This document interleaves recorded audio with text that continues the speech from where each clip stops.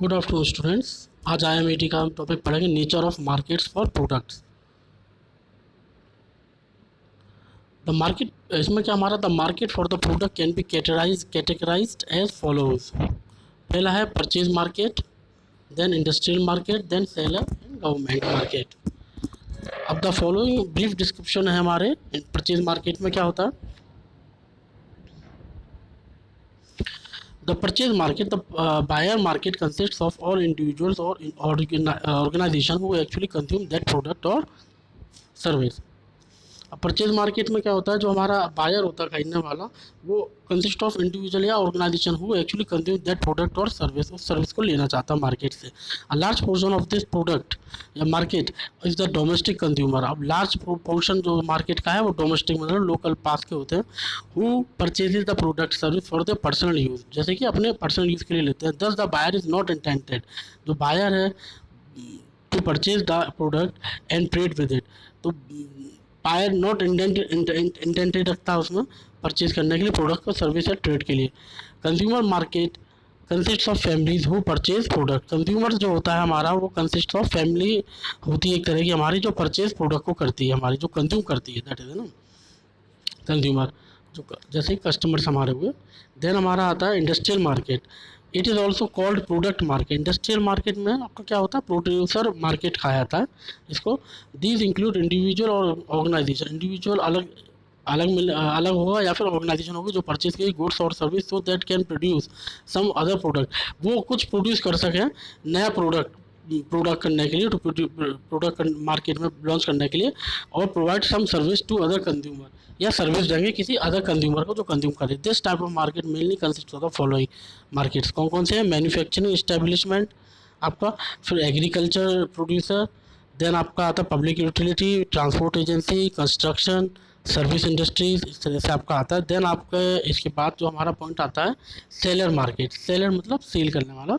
The seller और reseller market consist of individual organisation often called middle man और commission agent. अब इसमें क्या होता है, सेलर मार्केट में आपका बीच का होता है, जो आपका ऑर्गेनाइजेशन या इंडिविजुअल अलग से करता है, जिसको मिडिल मैन बोलते हैं, कमीशन एजेंट बोलते हैं। दीज आर डीलर और डिस्ट्रीब्यूटर। ये आपके कौन होते हैं, डीलर या डिस्ट्रीब्यूटर होते हैं, जो खरीदते हैं गुड्स को from one market and sell them at higher price. एक मार्केट से लेते हैं और फिर उसको हाइयर प्राइस में बेचते हैं दूसरे मार्केट में। The reseller produces goods, procures goods और accessories और service which are helpful in making the final product. अब रीसेलर जो होता है उसको प्रिक्योर करता है गुड्स को और एसेसरीज को और service which are helping in making the final product को मार्केट में निकाल सकें, and later sells them at a higher price. अब वो अपने स्टॉक कर लेता है, उसके बाद उसको मार्केट में हाइयर प्राइस में अपना बेचता है। The reseller has a very large range of product for reseller. अब रीसेलर जो होता है उसके पास बहुत वो लार्ज रेंज होती है प्रोडक्ट बेचने के लिए। He she can make some goods himself and purchasing something from outside. वो अपना कोई मार्केट से गुड्स ले सकता है और फिर उसको परचेज करके मार्केट में अदर बेच भी सकता है उसको इन वेरियस सप्लायर्स के लिए। देन आता है आपका government market. It is a market which deals with all type of government agency. ये मार्केट वैसा होता है जो ऑल टाइप की गवर्नमेंट एजेंसी में वर्क करता है। These government agency can be central government. ये आपकी जो होती है गवर्नमेंट एजेंसी वो सेंट्रल गवर्नमेंट होती है, स्टेट गवर्नमेंट होती है, and government corporation, board corporation etcetera. Who purchase goods और प्रोडक्ट्स फॉर गवर्नमेंटल पर्पजेज, जो परचेज करते हैं गुड्स को या प्रोडक्ट को गवर्नमेंट पर्पज़ के लिए। In India national and state governments are very big market. अपनी इंडिया की बात करें तो हमारी स्टेट गवर्नमेंट काफ़ी बिग मार्केट में है, which are biggest centre of consumption, जहाँ पे आपका सबसे ज़्यादा कंजप्शन होता है फॉर एनी प्रोड्यूसर और रीसेलर, प्रोड्यूसर के लिए या रीसेलर के लिए। गवर्नमेंट परचेज थ्रू टेंडर्स और कोटेशन। गवर्नमेंट जो होती है वो परचेज करते हैं इन सब चीज़ों को टेंडर या कोटेशन के द्वारा। Purchasing are also made through contract. Purchasing जो होती है वो भी कॉन्ट्रैक्ट के द्वारा होती है, fixed for continuous and large quantity of supply. Large quantity में लिया जाता है इसमें continuous. Government department DGS and D and also purchases for the government. Okay, तो ये आपकी परचेज करती है गवर्नमेंट मार्केट में, इस तरह से आपका चलता है। देन आता है आइडेंटिफाइंग बिजनेस अपॉर्चुनिटी। आप बिजनेस अपॉर्चुनिटी आप कैसे आइडेंटिफाई करेंगे। Starting a new industry, a company completely new idea. ठीक है, अब स्टार्टिंग नई इंडस्ट्री करने के लिए आपको कम्प्लीटली न्यू आइडिया होना चाहिए। Any new idea can be generated by looking at the needs. अब कोई भी आपको आइडिया लेना जनरेट करना तो आपको देखना पड़ेगा नीड्स, ज़रूरत क्या है पीपल्स की, and problem they face every day, उनको क्या क्या प्रॉब्लम आती है, क्या क्या उनकी नीड है, बेसिक नीड है. In most circumstances, the idea of a new venture stems from the information already present in the mind of the entrepreneur. अब नया वेंचर जो होगा, जो है जड़, उसकी इन्फॉर्मेशन लेनी पड़ेगी मार्केट से, और आपको दिमाग में रखना पड़ेगा एंटरप्रेन्योर के कि आपको ये नई से नए चीज़ें आप लॉन्च करिए. Current jobs, trades, business, hobbies and general new ideas. इस तरह से आपका many ideas some gets bored of their current job occupation and thinks of doing something in new. काफ़ी समय बार ऐसा होता है कि कुछ काम से आदमी रेगुलेट काम से बोर हो जाता है, बोर्ड, तो आपका समथिंग न्यू मार्केट में लॉन्च होना चाहिए. तो in such situation many ideas can arise in their brain. उनके दिमाग में काफ़ी चीज़ें नई नई अराइज होती हैं. By starting a business entrepreneurs can give a new benefit to his her customers को नया बेनिफिट देगा, which can they do not already receive, वो अब तक रिसीव नहीं किया हो मार्केट में उन कस्टमर्स में. ऐसा कुछ प्रोडक्ट लॉन्च करा जाए. अब जो हमारा आता है नीचे पॉइंट देखते हैं इसमें. The rules are often the same in the starting a simple enterprise to technically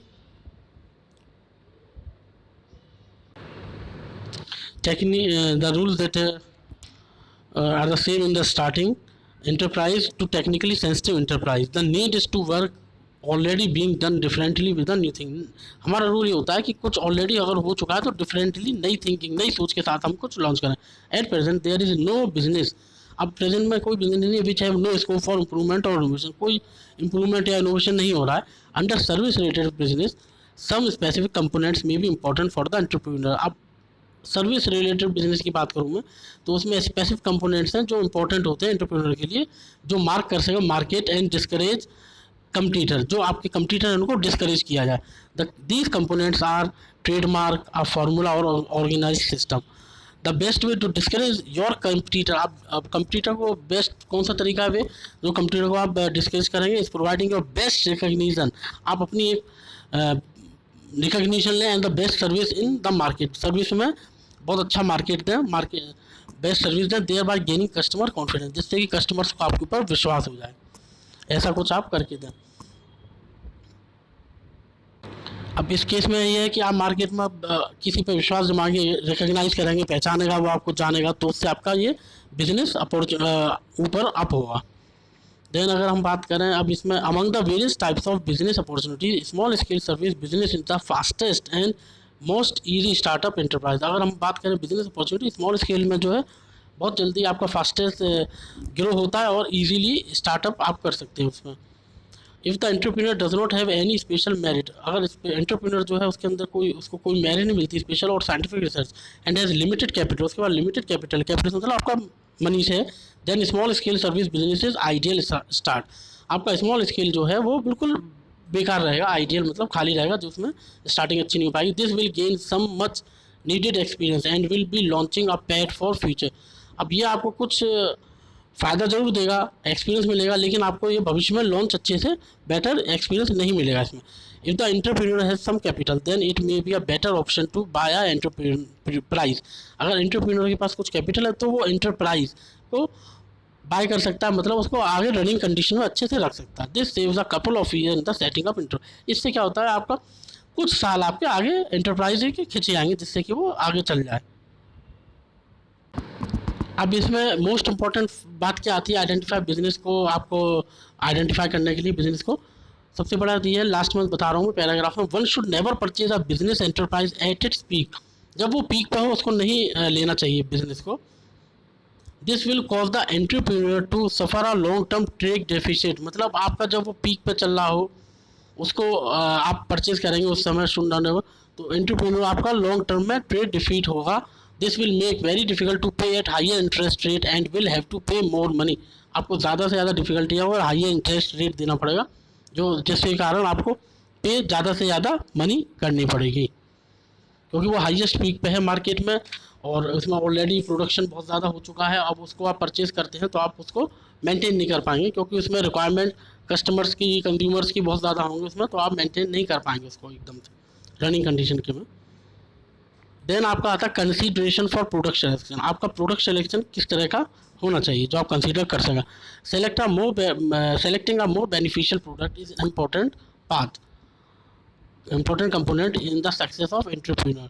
Selecting the right product for a successful enterprise is the first step towards success. In other words, the key success is entering the right business at the right time. आप जैसे कि इसमें बात किया है कि beneficial product is important component. आप beneficial product जो होता है बहुत इंपॉर्टेंट होता है सक्सेस के लिए इंटरप्राइज में. लेकिन आपको सेलेक्ट करना चाहिए राइट प्रोडक्ट फॉर सक्सेसफुल. जो सही प्रोडक्ट है मार्केट में उसी को आप परचेज कर सकें. और फर्स्ट टूवर्ड्स आपका सक्सेस का यही होता है सेलेक्टिंग राइट प्रोडक्ट. अगर आपने राइट प्रोडक्ट को सही से आपने आइडेंटिफाई कर लिया then you can success in your life. In other words दूसरी बात में कहेगा entering the right business. Entry करो राइट बिजनेस में, सही बिजनेस में जहाँ पे राइट समय हो, बिल्कुल सही समय पे जाना चाहिए. It is easy to give advice to someone. ये आसान होता है किसी को एडवाइस देना, while it is very difficult to follow. लेकिन उसको फॉलो करना बड़ा मुश्किल होता है. Very few ideas can become successful enterprises. बहुत ही कम आइडियाज़ हैं जो सक्सेसफुल एंटरप्राइजेज मिलेंगे आपको आइडियाज़ में. The idea of a product is already in mind of an entrepreneur which actually drives him to become an entrepreneur. The idea जो product होता है ऑलरेडी माइंड में होता है एंटरप्रेन्योर के, लेकिन वो drive him to become an entrepreneur, उसको एक्चुअली में आगे ड्राइव करना वो टफ होता है. This idea comes in to his mind only after extensive study on the benefit. यह आइडिया आपके उसके माइंड में तब आएगा जब तक वो बहुत एक्सटेंसिव, उसको बहुत ज़्यादा स्टडी करनी पड़ेगी अपनी बेनिफिट्स, लिमिटेशंस और लॉसेज ऑफ द प्रोडक्ट. इन सब चीज़ों में आपको करना पड़ेगा. अब हमारे प्रिंसिपल्स क्या होते हैं प्रोडक्ट के selection. Main products selected for enterprise must follow one of the following principle. कौन कौन से हैं? The product meets currently unmet need. जो प्रोडक्ट मीट हो रहा है वो करेंटली अनमेट मतलब अनमीट होना चाहिए. नीड मतलब मिलता हुआ ना हो. The product caters to the need of present market where demand is more than supply. Product caters वहाँ पे होने चाहिए प्रेजेंट मार्केट में जहाँ पे ज़्यादा से ज़्यादा सप्लाई होनी चाहिए या हो. हमारा जो सेकंड पॉइंट था ना वो द प्रोडक्ट कैटर नीड. जितनी प्रोडक्ट कैटर्स जो नीड होती है प्रेजेंट मार्केट में जिस प्रोडक्ट की ज़्यादा जितनी नीड है या सप्लाई हो रही है उससे ज़्यादा उसकी डिमांड हो तो आपको ये प्रोडक्ट फ़ायदा करेगा. The product can completely successfully with similar product. अब प्रोडक्ट जो होते हैं कम्प्लीट सक्सेसफुली कब होते हैं? जब सिमिलर प्रोडक्ट्स होंगे मार्केट में. As it is an advantages position with a lower price और एडवांस डिज़ाइन. एक इसका फ़ायदा ये होगा कि आपको लोएस्ट प्राइस में उसको आप मार्केट में निकाल पाओगे और आपको ये चलता हुआ हो मार्केट में तो आप पसंद करेगा आदमी उसको. Venture idea generation. Venture idea generation क्या है? There can be two ways of identify adventurous opportunities. कौन कौन से हैं? The requirement should be determined first. जो आपकी रिक्वायरमेंट है वो सबसे पहले आपको सोचना है कि किस चीज़ की requirement. Determined first. Then the product that can satisfy. अब उसके बाद आपकी बात आती है कि वो प्रोडक्ट जो है आपको सेटिस्फाई करे. दो रिक्वायरमेंट शुड बी सेलेक्टेड. उन रिक्वायरमेंट के हिसाब से आपको उसको सेलेक्ट करना है. The formulation of the idea of the product is done at first. जो फॉर्मुलेशन आपको उसको रखना है जिस फॉर्म में आपको प्रोडक्ट को उसका वो कर लेना चाहिए फाइनलाइजेशन कि आपको क्या फॉर्मुलेशन में रखना है. And then the range of requirement is identified. देन उसका रेंज आपको उसको मार्केट में देखना है कि इसकी रेंज हमें क्या रखनी है. Idea and the entrepreneur regardless of the method of selection the product. आप इसके अलावा सिलेक्शन ऑफ प्रोडक्ट की बात करें तो the entrepreneur should ensure that his her final choice is stable. उसकी फाइनल चॉइस जो है stable according to his personal preference. Entrepreneur जो होता है उसको ये सोचना चाहिए कि उसकी फाइनल चॉइस है वो स्टेबल हो according to his personal preference के हिसाब से, पर्पस एंड एबिलिटीज़, अपनी एबिलिटीज़ के हिसाब से. It has been observe that there are always three main components in real opportunity. ऐसा देखा गया है कि तीन ही कंपोनेंट हमारे रियल अपॉर्चुनिटी में काम करते हैं. कौन कौन से हैं? It deserve the entrepreneur reach and future prospect. अब इट डिजर्व द एंटरप्रेन्योर की बात करूँ तो अपॉर्चुनिटी इज पर्सनल. हमारी अपॉर्चुनिटी जो होती है वो पर्सनल होती है. It should make proper use of the entrepreneurs ability. ये पूरा यूज़ जो होता है प्रॉपर यूज़ होता है एंटरप्रेन्योर की एबिलिटी, क्षमता के ऊपर, ट्रेनिंग के ऊपर और प्रेफरेंस के ऊपर. उसकी प्रेफरेंस क्या है, ठीक है. जैसा कि एंटरप्रेन्योर की इसमें बताया कि इट डिजर्व द एंटरप्रेन्योर. अब आती है रीच, पहुँच. It should be with in the reach of the entrepreneur. अब इसमें देखा है कि वो पहुँच में होनी चाहिए, एंटरप्रेन्योर के पहुँच में होना चाहिए product. As per the time it can be a matter of licence. अब लाइसेंस की बात आए टाइम की बात तो लाइसेंस भी होना चाहिए but mostly it is a matter of finance. ज़्यादातर लेकिन प्रॉब्लम जो आती है ना फाइनेंस की होनी चाहिए. फाइनेंस नहीं होता. Sometimes it can also be matter of a technique. या टेक्निक की भी कभी कभी प्रॉब्लम आती है. ये सारी आपकी बातें हैं जो परेशानी करती हैं भविष्य में आपकी की रीच में नहीं है, या आपके यहाँ लाइसेंस नहीं है, बट मोस्टली फाइनेंस की। अब उसके बाद फिर हम बात कर रहे हैं फ्यूचर प्रोस्पेक्ट। फ्यूचर प्रोस्पेक्ट क्या है? There is a possibility of rapid growth of business, जहाँ पर कुछ पॉसिबिलिटी है जो आपका ग्रोथ ग्रोथ आपकी बिजनेस की हाई होगी, और प्रॉफिट ऑन इन्वेस्टमेंट मनी, आपका जो इन्वेस्ट कर रहे हो उसमें प्रॉफिट आपका मिले। देन आता है आपका comparative evaluation of the product idea. Following four things are needed to create successful venture of the product idea: of substantial content, current market and emerging market, the comparative cost of production distribution, and minimum risk in demand, value and cost related component. ये आपकी comparative product evolution है, जो आपके ये ideas होते हैं। फिर आता है आपका सेकंड पॉइंट है करंट मार्केट। करंट मार्केट की बात करें, current market should be so vast, current market आपका इतना वास्ट है that the production could be sold instantly, आपका जो प्रोडक्ट है वो इंस्टेंटली मिनटों में बिक जाएगा, सेकंडों में। द मेजर फैक्टर इन्फ्लुएंसेस, जो हमारा मेजर फैक्टर है वो प्रभाव सेल्स पे कैसे डालता है? Sale size of market, market का साइज कैसा है, relationship between product and requirement, आपका रिलेशनशिप कैसा है प्रोडक्ट और रिक्वायरमेंट के हिसाब से। Best and capable of competition, आपका बेस्ट और क्षमता होनी चाहिए जो आप कंपटीशन को कम्पीट कर पाओ। Comparative quality cost relationship with competitor product, आपका कंपेरेटिव क्वालिटी कॉस्ट भी अच्छा होना चाहिए विद कंपटीटिव प्रोडक्ट्स के साथ, जो कंपटीटिव आपके कस्टमर्स वो है, आपके कंपटीटर्स हैं उनके साथ, उनके प्रोडक्ट्स के साथ। Service requirements, availability of sales and distribution, इस तरह से आपके ये सब चीज़ें हैं। देन आता है आपका next point emerging market. Emerging मतलब बढ़ते हुए मार्केट में there should be possibility of high profit and, अब वहाँ पर कुछ पॉसिबिलिटी रहती है इमर्जिंग मार्केट में कि आपका प्रॉफिट भी हो सकता है, और rapid growth on investment capital, आपने जितना भी किया है रैपिडली, अच्छा वो आपका इन्वेस्ट जो कैपिटल पे किया आपने वो भी, तो हाई पॉसिबिलिटी के चांसेस भी हैं। सम ऑफ द मेजर पॉइंट्स कौन कौन से हैं? Increase in possible number of customer, आपका ये भी हो सकता है कि आपके नंबर ऑफ कस्टमर इंक्रीज हो जाए। Expectation of increase in requirement, आपकी रिक्वायरमेंट जो है वो भी एक्सपेक्टेशन के हिसाब से ज़्यादा हो जाए, या डिमांड आपकी हो जाए उसमें प्रोडक्ट की। इनोवेशन इन प्रोडक्ट, आपका प्रोडक्ट में इनोवेशन भी हो जाए, नया नया कुछ लॉन्च हो जाए, नई चीज़ ऐड हो जाए। Economic trends, increasing consumption trends, आपकी ये सब चीज़ें भी आ जाए। देन आता है कॉस्ट। कॉस्ट में क्या आता है? When determine the competitive origin of the product, जब हम डिटरमाइन करते हैं competitive origin of the product की, तो आपको consider production cost and distribution cost as well as reasonable profit. अब आपकी रीजनेबल प्रॉफिट में ये सब चीज़ें कंसीडर करती हैं कि प्रोडक्शन कॉस्ट क्या है और डिस्ट्रीब्यूशन कॉस्ट क्या है। The major component of costings are, अब मेजर कंपोनेंट जो आपकी कंसीडर की जा रही है प्रोडक्शन और डिस्ट्रीब्यूशन कॉस्ट में आपकी किस तरह से प्रॉफिट हो, वो कौन कौन से पॉइंट है? वो आपके पहला पॉइंट है इनपुट रॉ मटेरियल प्राइस, आपका इनपुट रॉ मटेरियल जो आ रहा है उसकी प्राइसेस उन पर डिपेंड करता है। कॉस्ट ऑफ वेजेस, जो आपने वर्किंग के लिए लेबर है उनकी खर्चा, हर दिन का पर डे का कितना वो ले रहा है चार्ज पर मेंबर या पर पीपल। कॉस्ट ऑफ डिलीवरी आपकी कितनी आ रही है। कॉस्ट ऑफ सेल्स पे आपका कितना फ़र्क पड़ रहा है, कितनी कॉस्टिंग आ रही है, ये सारी चीज़ें आपकी डिपेंड करती है कॉस्टिंग पे। अब आता है risk. It is impossible to look into the future, आप ये पॉसिबल ही नहीं है कि फ्यूचर को आप देख पाएँ। Yet it is very important for the entrepreneur to forecast the risk that may occur. अब ये बहुत ज़रूरी है एंटरप्रेन्योर के लिए कि वो फोरकास्ट कर सके, मतलब आगे भविष्य में ऐसा अनुमान लगा सके कि हमारा भविष्य में रिस्क कितना है फ्यूचर में। It is necessary to consider some key points, ऐसा कुछ की पॉइंट्स हैं हमारे जिनको वो रिस्क से बचा सकता है। जैसे stability of market in the economic cycle. Stability मतलब ठहराव कितना हो सकता है मार्केट में, जो इकोनॉमिक लाइफ साइकिल इस समय मार्केट में चल रहा है। टेक्निकल रिस्क, टेक्निकली आपको कितना रिस्क है, अगर मैं इक्विपमेंट्स की बात करूँ तो टेक्निकली इसमें कितना प्रॉब्लम आ रहा है। Size and strength of the competitor, size and strength, market में कितने स्ट्रेंथ के पावर के कंपटीटर बैठे हैं आपके, और उनका साइज़ क्या क्या है, कितना उनका एरिया में फैला हुआ बिजनेस, तो ये सब चीज़ों पर डिपेंड करता है। रिस्क ऑफ क्वालिटी और रिलायबिलिटी, रिस्क ऑफ क्वालिटी और रिलायबिलिटी विश्वास पे भी और रिलायबिलिटी पे भी चलता है आपका। इनिशियली इन्वेस्टेड शुरुआत में आपने जो पैसा इन्वेस्ट किया है उस पर भी डिपेंड करता है आपका। अब नेक्स्ट टॉपिक आपका आता है converting an idea for the product selection.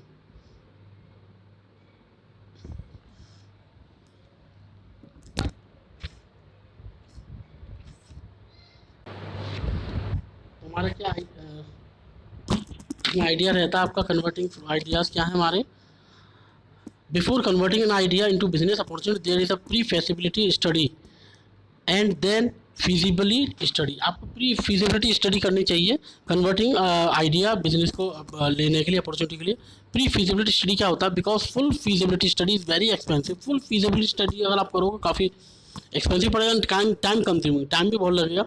It is important to know whether pre feasibility study is desired और नॉट। अब ये देखना पड़ेगा आपको प्री फीजिबिलिटी स्टडी रिक्वायरमेंट है कि नहीं, डिजायर्ड है कि नहीं। The main objective of this product study is to find out is a detailed study of the project required. क्या डिटेल स्टडी हमें प्रोजेक्ट रिक्वायर की जरूरत पड़ेगी? Does a particular subject required detail study like a market analysis, technical feasibility, investment cost etcetera. ये सारी चीज़ें in the pre-feasibility study the area of doubt and the nature of product is given more important। अब pre-feasibility study में क्या होता है, हमारा area of doubt and the nature of the product is given more important। इनको सब importance दी जाती है। importance is also given to market prospects।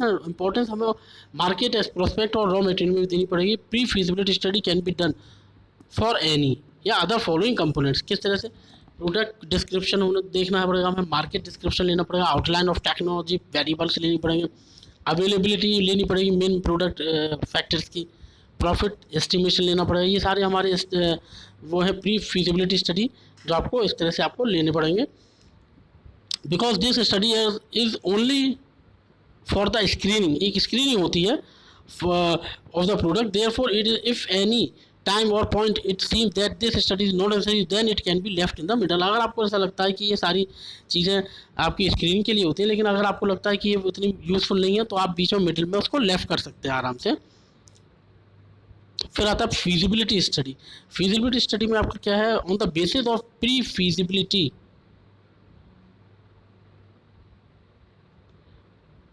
study the idea of the enterprise which is formed carries out a detailed feasibility। अब इसमें idea हमारा जो होता है एंटरप्राइज का, ये देखा जाता है कि carries out of detail feasibility study of the enterprise in various field such as technical, financial and commercial sector. ये सब चीज़ों में देखना पड़ेगा कि आपको कितना फीजिबल होगा मार्केट से ये सब चीज़ों को ग्रेस्प करने में, टेक्निकली, फाइनेंशियली, कॉमर्शियल सेक्टर्स में। In paper of techno economic feasibility report based on the report we again scrutinise and analyse the most critical areas. हमें रिपोर्ट के हिसाब से स्क्रूटिनाइज करना पड़ेगा, एनालाइज भी करना पड़ेगा मोस्ट क्रिटिकल एरियाज में आपको। देन आता है converting an idea into business. अब आइडिया जो है उसको बिजनेस में कन्वर्ट करना, ये क्या है? There are some fundamental steps that are appropriate for every new entrepreneur. कुछ स्टेप्स हैं जो न्यू एंटरप्रेन्योर के लिए ज़रूरी होते हैं और मार्केट आपको लेने चाहिए। देयर आर 8 मेजर स्टेप्स हैं जो फॉलो लिए जाते हैं। Figure out what problem is being solve. आपको ये देखना पड़ेगा किस तरह की प्रॉब्लम आ रही है जिसको हमें सॉल्व करनी पड़ेगी। फाइंड द अप्रोप्रिएट मार्केट, आपको अप्रोप्रिएट मार्केट देखना पड़ेगा। Find out where your solution will be fit in the market. आपको ये देखना पड़ेगा मार्केट में कौन सा हमारा सोल्यूशन जो है, जो भी आपका प्रोजेक्ट है वो आपको मार्केट में फिट होगा। एंड इन पीपल्स लिव, जहाँ ज़्यादा से ज़्यादा आबादी है, लोग वहाँ पे रह रहे हैं। फाइंड योर सपोर्ट, आपको सपोर्ट भी देखना पड़ेगा किसका सपोर्ट मिलेगा। Create a team with other successful entrepreneur, जो सक्सेसफुल एंटरप्रेन्योर दूसरे हैं उनका आपको हेल्प भी लेनी पड़ेगी। एंड शेयर देयर एक्सपीरियंसेस, और उनके एक्सपीरियंस भी आपको अपने आप में शेयर करने पड़ेंगे, उनसे शेयर करने पड़ेंगे। Create a financial model and plan. Figure out your source of capital, आपको ये भी देखना पड़ेगा सोर्स ऑफ कैपिटल आप कहाँ से लेंगे। Prepare a minimum viable product, आपका जो प्रोडक्ट है वो भी बेस्ट होना चाहिए। Find the pivot, feedback from consumer can pivot their business model. Pivot आपका एक पॉइंट होता है जहाँ से आप पीछे और आगे का मतलब अपना पूरा बैक और फ्यूचर दोनों का आप एक आइडिया ले सकते हैं, जहाँ पे आप अरेंजमेंट कर सकते हो कि मेरे बिजनेस में आगे भविष्य में कैसा होगा। तो स्टे पॉजिटिव, और आपको पॉजिटिव भी लेना पड़ेगा मार्केट में। अब नेक्स्ट हम जो पढ़ेंगे, आगे का चैप्टर पढ़ेंगे, वो आपका चैप्टर आएगा नेक्स्ट आपका 3 चैप्टर, 3rd चैप्टर है